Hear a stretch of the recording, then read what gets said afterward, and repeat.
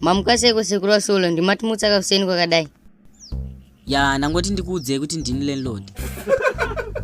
Ya, ndizvo kana mapicture frame yedu takatobvisa kumadziro tikaisei.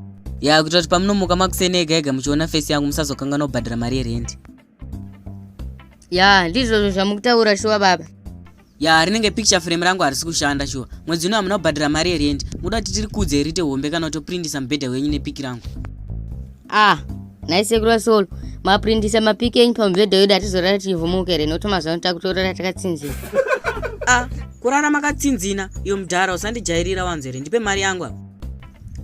Nhai sekuru Sauro, zvamukutaura hakusondidzvanyirira marights yangu here semuZimbabwe.